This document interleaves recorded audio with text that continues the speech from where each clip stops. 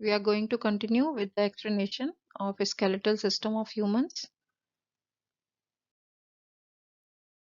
As you all know, there are four parts of skeletal system which we have already done: the skull, backbone or spine, rib cage and limbs. These two we have already done. Now we are going to do rib cage and limbs this time. Okay, so let's do rib cage first.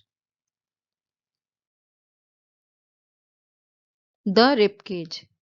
Ribs are curved bones attached to the backbone at the back and a flat, long, narrow breastbone in the front. Now you can see this is backbone and this is front is breastbone. Okay, so ribs are attached to the breastbone in front and at the back you can see now to the spine or backbone. So they are making a cage by joining in front to the breastbone and at the back to the backbone. All these together form a cage-like structure called rib cage. Rib cage. Cage means पिंजरा. हिंदी में cage को पिंजरा कहते हैं. So this is just like a rib, just like a cage you can see, and inside these our internal organs like heart and lungs are safe. There are total 12 pairs of ribs in the rib cage. So these are total 12 pairs which you can see curved from front to back, and the last two pairs of ribs are attached to the backbone only. You can see two floating bones at the back here which are attached only to the backbone and they are not coming in front and joining to the breastbone.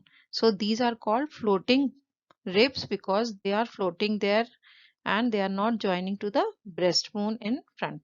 These are free in the front and hence are called floating ribs. Rib cage protects our heart and lungs. So you can see how this protects our heart and lungs are inside this cage. So they are protected by the rib cage, and rib cage have 12 pairs of ribs. You have to, children, remember this. And the last pair of rib is on floating ribs. This is also an important term which you should know, that they are free in front and they are joined at the back to the backbone. So these are called floating ribs. The last two pairs of ribs are attached to the backbone only.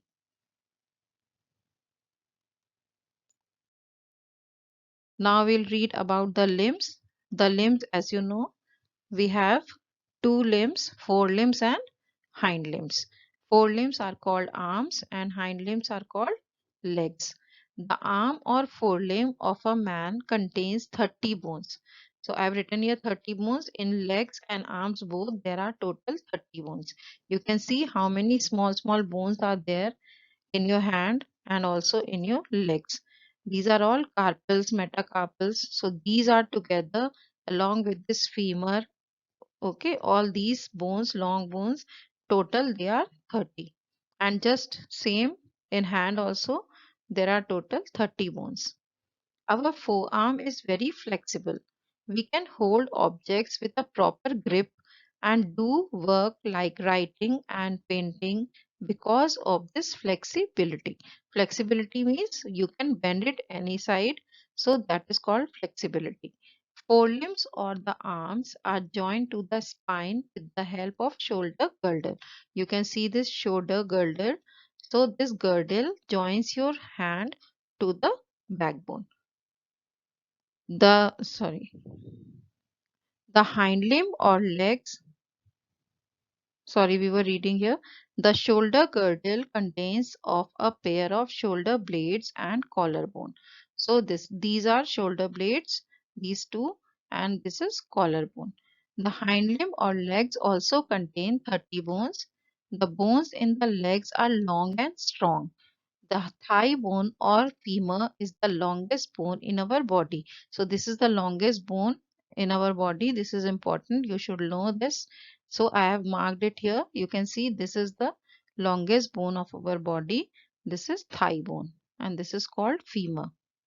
The long bones of the skeleton are hollow and filled with a soft substance called bone marrow.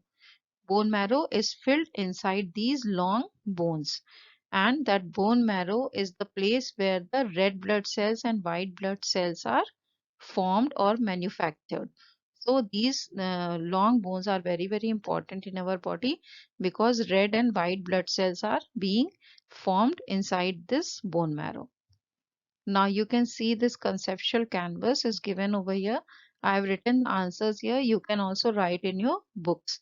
No need to write in the copy. You can write this only in your books. Define organ system. Already we have done this. A group of organs that work together to perform a particular function is called an organ system. Then how many bones are there in the vertebral column? You know there are 33 vertebrae. So total 33. What type of bones are there in the skull? They are flat bones which make the skull. Now fun to learn. The number of ribs in an adult is 12 pairs, but some may have 11 or 13 pairs. It is not an abnormal feature. So anybody can have 11 or 13 pairs of ribs. Then the white hard outer covering layer of a tooth is called tooth enamel.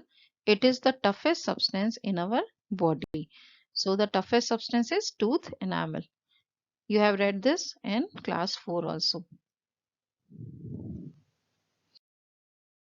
Okay, now we are going to read the functions of the skeletal system. You already must have understood the functions. Now we will read them. The skeletal system has the following functions. The skeleton gives shape and support to the body. It also helps in the movement of the body. The skull protects the delicate brain inside its brain box at the head region. The facial bones form jaws which help us in speaking and eating. The vertebral column supports the head, neck, and body to keep the body upright while sitting, standing, and walking. The vertebral column or spine protects the spinal cord. Okay, so that's all for today, children. Read the chapter till here and do conceptual canvas in book only. Thank you. Have a nice day. See you in the next class.